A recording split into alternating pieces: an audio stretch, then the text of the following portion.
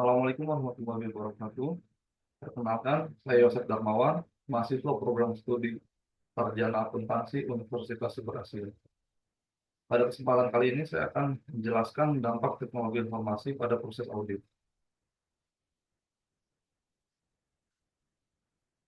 Teknologi informasi telah membawa perubahan besar dalam berbagai bidang, masuk dalam proses audit. Perkembangan perangkat lunak dan sistem berbasis teknologi informasi memungkinkan auditor untuk melakukan analisis data dengan lebih cepat dan akurat. Proses audit yang sebelumnya dilakukan secara manual, ini telah beralih ke metode digital yang lebih efisien. Perubahan ini membawa manfaat sekaligus tantangan bagi para auditor dalam menjalankan tugasnya, termasuk dalam hal keamanan data dan keterampilan yang diperlukan untuk menggunakan teknologi terbaru. Dalam dunia bisnis modern, audit memiliki peran penting dalam memastikan keandalan informasi keuangan dan operasional suatu perusahaan. Dengan berkembangnya teknologi informasi, metode audit konvensional yang mengandalkan dokumen fisik dan prosedur manual mulai ditinggalkan. Kini, auditor menggunakan perangkat lunak analitik dan sistem berbasis cloud untuk meningkatkan akurasi dan efisiensi audit. Namun, penerapan teknologi informasi dalam audit juga menimbulkan berbagai tantangan, seperti risiko keamanan data dan kebutuhan akan auditor yang memiliki keterampilan teknologi. Ini adalah pengertian audit menurut para ahli. Yang pertama, menurut Sutrisno Agus, audit adalah pemeriksaan yang dilakukan oleh pihak independen secara kritis dan sistematis terhadap laporan keuangan, catatan keuangan, serta bukti pendukungnya yang disusun oleh manajemen perusahaan dalam rangka memberikan pendapat atas kelayakan suatu laporan keuangan. Yang kedua, menurut Ernst, Elder, dan Beasley, audit adalah suatu proses sistematis untuk memperoleh dan mengevaluasi bukti secara objektif mengenai asersi-asersi tentang tindakan dan kejadian ekonomi dengan tujuan untuk menetapkan tingkat kesesuaian antara asersi-asersi tersebut dengan kriteria yang telah ditetapkan dan melaporkan hasilnya kepada pihak-pihak yang berkepentingan. Berikut adalah jenis-jenis audit. Yang pertama, audit laporan keuangan. Menurut Ernst, Elder, dan Beasley, dalam bukunya Auditing and Assurance Services, audit laporan keuangan adalah pemeriksaan yang dilakukan oleh auditor independen untuk memberikan opini tentang apakah laporan keuangan disusun dengan adil sesuai dengan prinsip akuntansi yang berlaku umum. Auditor akan mengidentifikasi kesalahan material dan menguji keandalan laporan keuangan perusahaan. Yang kedua, audit operasional. Menurut Flesrer dan Zeller, dalam auditing a practical approach, audit operasional bertujuan untuk mengevaluasi efisiensi dan efektivitas suatu organisasi dalam menggunakan sumber daya yang ada untuk mencapai tujuan operasionalnya. Audit ini fokus pada evaluasi kinerja dan manajemen. Yang ketiga, audit kepatuhan. Sawyer dalam bukunya Sawyer's Internal Auditing, The Practice of Modern Internal Auditing, menjelaskan bahwa audit kepatuhan dilakukan untuk memastikan bahwa suatu entitas mematuhi semua peraturan perundang-undangan yang relevan, seperti peraturan pajak, regulasi lingkungan, dan kebijakan internal. Yang keempat, audit kinerja. Menjelaskan bahwa audit kinerja berfokus pada penilaian efektivitas dan efisiensi penggunaan sumber daya dalam organisasi. Audit ini menilai apakah suatu program atau proyek telah mencapai tujuannya secara efektif. Yang kelima, audit sistem informasi. Menurut Cook dan Reed dalam Information System Auditing and Assurance, audit sistem informasi bertujuan untuk menilai apakah sistem informasi yang digunakan oleh organisasi aman, efektif, dan efisien. Audit ini memverifikasi bahwa data yang dihasilkan oleh sistem informasi dapat dipercaya dan sistem tersebut sesuai dengan standar yang berlaku. Yang keenam, audit forensik. Audit forensik berfokus pada investigasi dan analisis yang mendalam untuk mendeteksi kecurangan, penipuan, atau tindakan ilegal lainnya dalam keuangan dan operasi organisasi. Yang ketujuh, audit lingkungan. Audit lingkungan bertujuan untuk menilai dampak dari aktivitas perusahaan terhadap lingkungan dan memastikan bahwa perusahaan mematuhi regulasi lingkungan yang berlaku. Yang kedelapan, audit kualitas. Audit kualitas dilakukan untuk menilai apakah sistem manajemen kualitas dalam organisasi memenuhi standar yang ditetapkan. Audit kualitas menilai efektivitas kebijakan dan prosedur dalam menjaga kualitas produk atau layanan. Yang kesembilan, audit internal. Audit internal adalah proses evaluasi yang dilakukan oleh auditor internal untuk melihat efisiensi dan efektivitas kontrol internal dalam organisasi. Auditor internal seringkali melakukan penilaian terhadap manajemen risiko, pengendalian operasional, dan kepatuhan.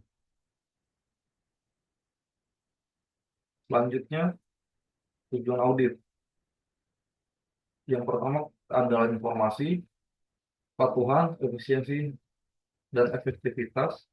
Dan yang terakhir adalah pengamanan aset. Ini adalah pihak yang terlibat dalam audit. Yang pertama adalah auditor. Auditor adalah pihak yang kompeten, independen, dan memiliki integritas tinggi yang melakukan audit. Auditor dapat berasal dari internal organisasi atau dari luar organisasi. Yang kedua, auditi. Auditi adalah pihak yang diaudit. Selanjutnya adalah pengguna laporan audit. Pihak-pihak yang berkepentingan dengan hasil audit seperti investor, manajemen, pemerintah, dan lain-lain. Selanjutnya, prinsip audit. Menurut standar auditing yang berlaku, terdapat 7 prinsip audit. Yang pertama adalah independensi. Auditor harus bebas dari pengaruh eksternal dan tidak memiliki konflik kepentingan dengan entitas yang diaudit. Independensi ini penting untuk menjaga objektivitas dan kredibilitas hasil audit. Yang kedua, integritas. Auditor harus jujur dan transparan dalam melaksanakan tugasnya, serta menyampaikan temuan audit secara akurat tanpa adanya manipulasi data. Yang ketiga, objektivitas. Auditor harus memberikan penilaian yang tidak bias, berdasarkan pada bukti yang relevan dan dapat diandalkan, serta tidak terpengaruh oleh opini pribadi atau tekanan eksternal. Yang keempat, kerahasiaan. Informasi yang diperoleh selama proses audit harus dijaga kerahasiaannya dan tidak boleh diungkapkan pada pihak ketiga tanpa izin yang sah, kecuali jika diwajibkan oleh hukum. Yang kelima, kompetensi. Auditor harus memiliki pengetahuan, keterampilan, dan pengalaman yang memadai untuk melaksanakan audit secara efektif dan efisien. Ini mencakup pemahaman tentang standar auditing yang berlaku dan praktik terbaik dalam bidang akuntansi. Yang keenam, do professional care. Auditor harus melaksanakan audit dengan kehati-hatian dan profesionalisme yang tinggi, menggunakan penilaian yang tepat dan prosedur yang sesuai untuk mencapai tujuan audit. Dan yang terakhir, perencanaan dan pengawasan yang memadai. Audit harus direncanakan dengan baik dan dilaksanakan di bawah pengawasan yang memadai untuk memastikan bahwa tujuan audit tercapai secara efektif. Selanjutnya adalah peran teknologi informasi dalam audit.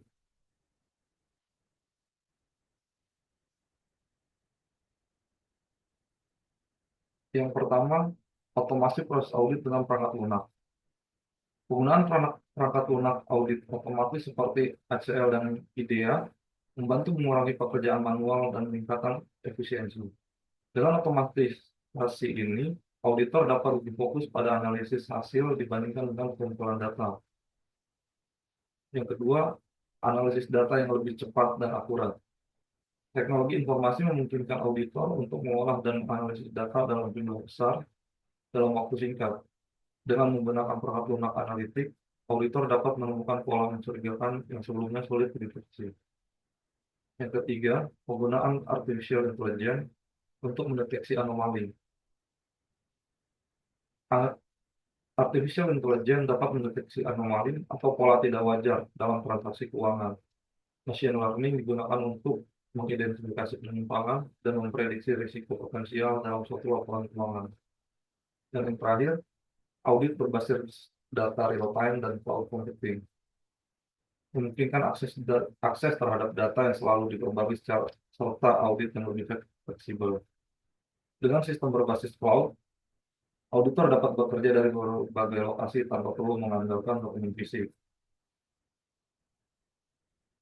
Selanjutnya, dampak positif teknologi informasi dalam audit. Yang pertama, peningkatan efisiensi dan efektivitas audit. Proses audit menjadi lebih cepat dan sistematis dengan bantuan perangkat lunak, analitik, dan otomasi. Yang kedua, akurasi tinggi dalam analisis data. Dengan kemampuan komputasi yang tinggi, auditor dapat menganalisis data dengan lebih teliti, mengurangi risiko kesalahan dalam laporan keuangan. Yang ketiga, meminimalisir human error. Dengan otomatisasi dan pemrosesan berbasis sistem, risiko kesalahan akibat kesalahan manusia dapat diminimalkan. Sistem juga dapat memberikan peringatan dini terhadap potensi kesalahan atau ketidaksesuaian. Dan yang terakhir, pengambilan keputusan berbasis data lebih cepat.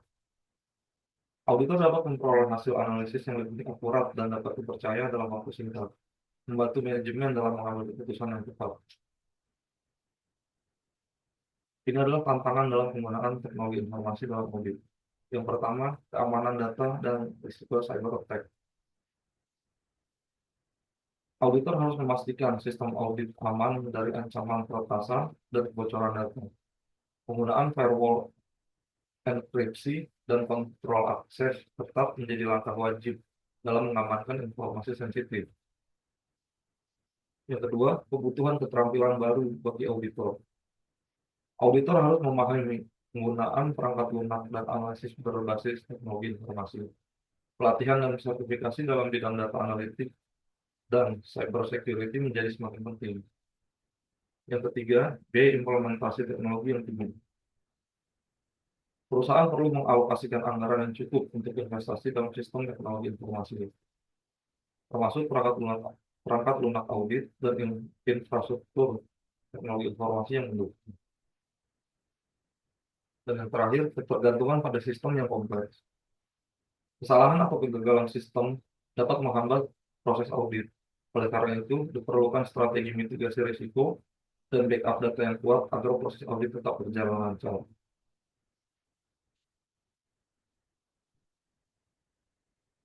Kesimpulannya adalah,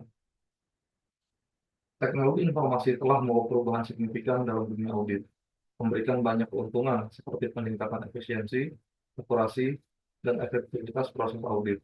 Namun, tantangan seperti keamanan data dan kebutuhan keterampilan baru bagi auditor harus diatasi agar penerapan teknologi informasi dalam audit dapat berjalan optimal. Oleh karena itu, auditor dan perusahaan harus beradaptasi dengan perkembangan teknologi untuk meningkatkan kualitas audit secara keseluruhan.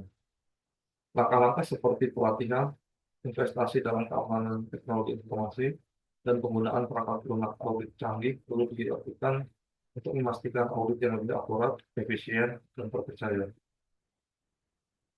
Berikut adalah contoh kasus dari perusahaan XYZ.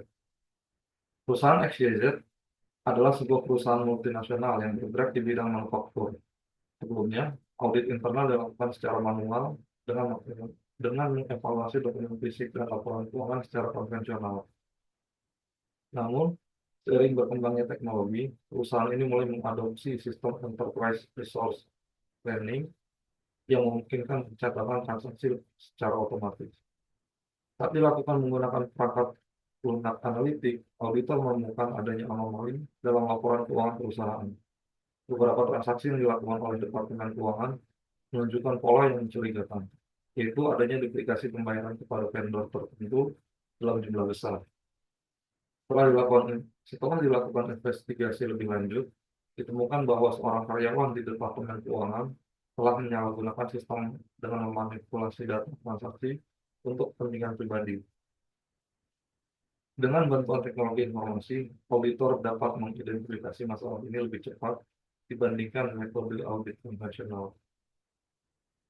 Sistem Enterprise Resource Planning yang terintegrasi dengan software audit otomatis memungkinkan analisis data dalam skala besar, mendeteksi pola transaksi mencurigakan, dan menghasilkan laporan audit yang lebih akurat.